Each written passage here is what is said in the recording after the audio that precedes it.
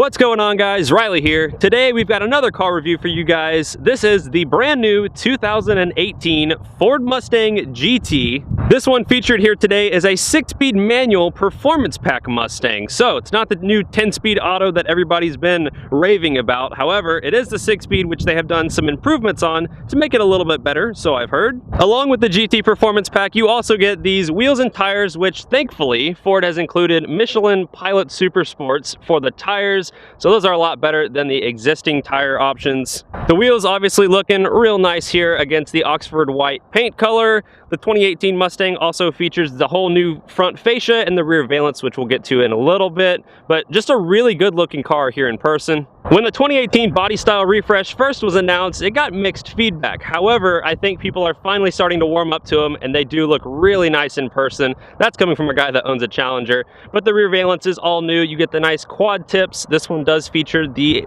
dual mode exhaust, which I'll play for you here in a little bit. The taillight design is also slightly changed here for the 2018s, but I think looks really nice. Moving over here to the window sticker, as you can see, this is relatively a base model Mustang with the performance pack like I mentioned earlier. So there's all your good options. You can pause the screen now. Sticker price on this specific vehicle is $43 and some change. So during the review, we'll see, is this car worth $43,000? Well, there's only one way to find out. Now, the most noticeable changes here for the 2018 Mustang are the new revised 5-liter V8 that now features 460 horsepower and 420 pound-feet of torque. When equipped with a 10-speed automatic, this car is good for 0 to 60 times of around 3.9 seconds. Here with the manual should be right around 4.3. So definitely a quick car, the quickest 5-liter Mustang yet. So I'm really excited to take it for a drive and see if there's any noticeable driving differences while behind the wheel. Now, as far as interior changes goes, there's really not too many of them unless you get a premium model, which will give you an all LED dashboard. However, this one is not a premium, so you get the base model dash, and you also have the cloth seats in here, which still look plenty nice, and the interior really didn't need much changing. It looks really nice.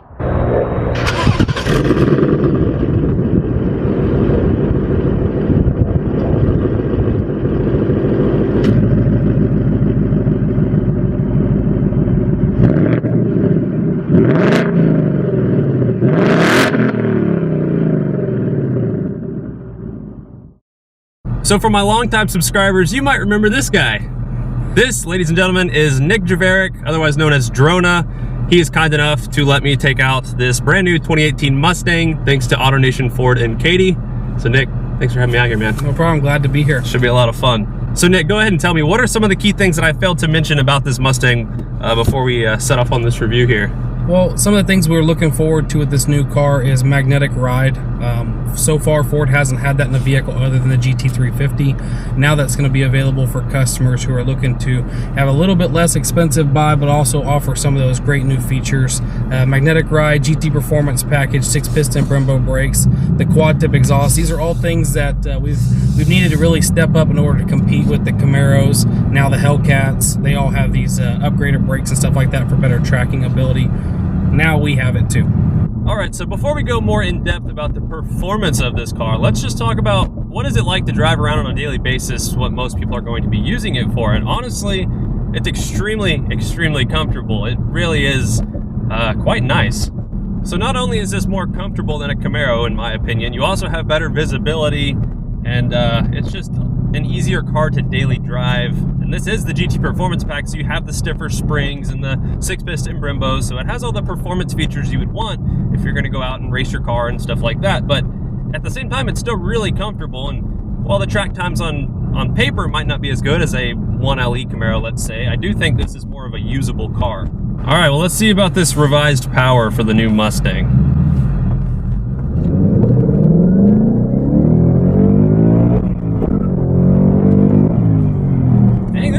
Car. I mean, for being a 5.0, it gets up and goes. Yeah. I mean, obviously we're not dumping the clutch and doing anything crazy with it, but like, this is a fast car. I like that. It feels more linear than the 5.0s have in the past. They kind of would almost be dead in a way. on the lower RPMs. This one, it's really consistent. It revs all the way up to what, 75? Yeah, you can go over 7,000 RPMs with this one. Jeez. Let's do a low roll. There we go. Dude, these are quick. Yeah, they definitely. That's coming from somebody who daily drives a Hellcat. Part of the difference is now not only the horsepower go up, but they move the horsepower and torque down lower so you can get up off the line. That's better. exactly what I was thinking. It feels better down low. Should have been a second. Dude. I think everything I used to not like so much about Mustangs, I think I like now. But my problem now is that after driving the 6-speed, I feel like this is a really good transmission. You guys have always heard me say how much I love the 6-speed in the Camaros. Don't really like the 6-speed in the Dodges. However, now with the new 10-speed automatic, it's like, do you get the 10-speed or the 6-speed? And I don't know, I guess I'd have to drive the auto. So Drona, I think you might have to have me back out here for a 10-speed. Back out here for the 10-speed, it sounds like. And Ford's really stepped up with that 10-speed. They've kind of spread it across the platform in multiple different vehicles now too. The Raptor. The Raptor's got it now too. We're looking at a lot better fuel economy, which isn't so important to the gearheads out there necessarily. But if you can get the good fuel economy while having that horsepower performance, why not, right? Well, what I like about it is that Chevy hasn't put the 10-speed in their SS Camaros. The only way to get a 10-speed is the ZL1. Yeah. Now with Ford, you can just get it in a a base model 5.0. Yep. Which I think that's really cool. But I'll be honest, before driving this car, I was kind of set. I was like, all right, I'd get the 10-speed because that's kind of like the game changer. But yeah, after the paddle shifters too. But dude, after driving the 6-speed, this thing's so much fun, and like this transmission is so good. People give the Ford 6-speed some crap, I guess they used to, and then they've just kind of slowly beefed it up and made it better, and now it's a solid transmission. Yeah. You know, you talk about comparing the Ford versus Chevy versus Dodge, but at the end of the day, one thing that Ford has over all of them that no one can compare to is the aftermarket modifications. You can truly make your Mustang a one-of-a-kind vehicle with your own touch. And speaking of modifications, why don't you let everybody know what you, or not necessarily you have planned for the Mustang, but what is planned for the Mustang in the next maybe 6 months? For the last year, I've been at Autonation Ford in Katy, and since then I've brought over the Roush performance side of things to the dealership. We've been doing the same supercharger builds with the 670 and 727 horsepower Mustangs. Going into 2018 now, with a bump in horsepower on your factory car, it would only be expected that you'd see some kind of a bump in the supercharged platform. Roush and Ford Performance have teamed up now with a Phase 1 supercharger system that will be available early 2018 for the Mustang and F-150. 700 horsepower and 610 foot-pounds of torque for the Mustang, 640 horsepower and 600 foot-pounds of torque for the Ford F-150 5-liter. They're going to be offering a factory-style warranty for all the vehicles that we install that on. Anybody who comes in to buy the vehicle from us now obviously would still be able to take advantage of the great pricing whenever that supercharger comes out. We've been doing that pricing $39.99 for the 727 package car. We will do similar pricing for the new car. Obviously these cars are a little bit more expensive, so you can expect that package to move up a little bit more too. We'll have pricing out once we know exactly what the supercharger kit's going to cost.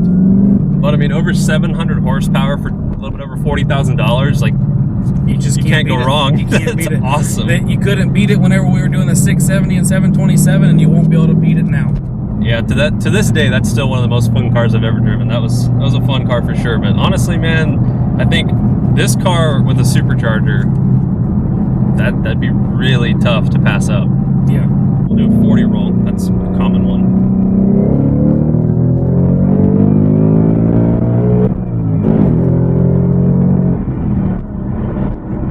Yep, I would highly consider buying one of these if I was in the market for something in this range. Do not sleep on the 2018 Mustang. Seriously, this is a great car. I'm not just saying that to make Drona happy or anything. I'm genuinely saying that because I think this car it's really impressive. I think it was like last week I was on Facebook and I saw some guys running an auto at the drag strip, and they were breaking into the 11s stock. They ran like an 11.9 or 12.0, something like that. But I was like, man, stock, like down to the bone stock tires and everything. I was like, that's really impressive. Yeah, I think they got to like 11.9 or 11.93 or something. Yep. Like that. So overall, to sum this car up, definitely 10 out of 10 would recommend. Ford, you have done very well with the new Mustang, and I'm really excited to see what aftermarket potential comes out for these cars once, you know, all the big tuner companies get their hands on these things, and they're gonna make them go real fast, just as they did with the previous generation.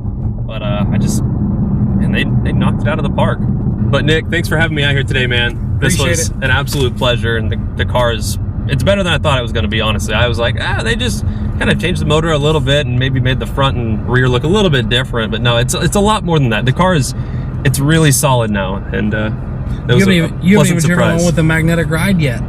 I know, but that's really going to be the big difference. I want to see the 10-speed auto. I want to see the fancy gauge cluster and the magnetic ride. We've got them coming. For anyone who's interested in these cars or taking advantage of some crazy pricing on our 2017s, obviously we're trying to blow those things out while these things are coming in. Come down to Autonation Ford in Katy, ask for me. I'll get you with one of my gearhead specialists. They'll be able to answer all your questions about the car, the features, the technology, the horsepower, all the things that go into these vehicles.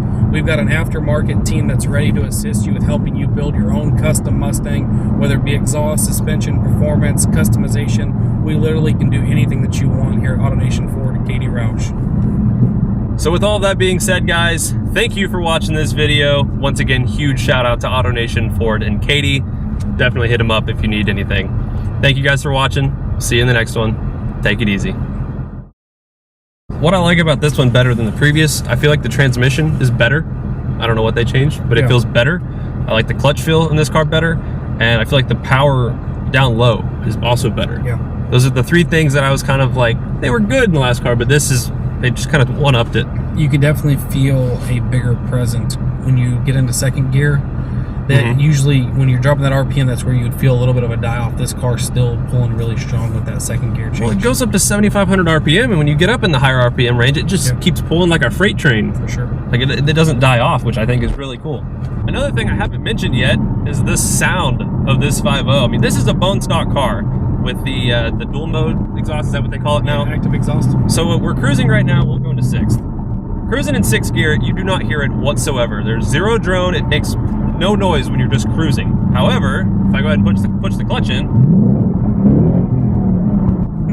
it sounds awesome. Like, it's nice and deep and real throaty. Like, it sounds really good.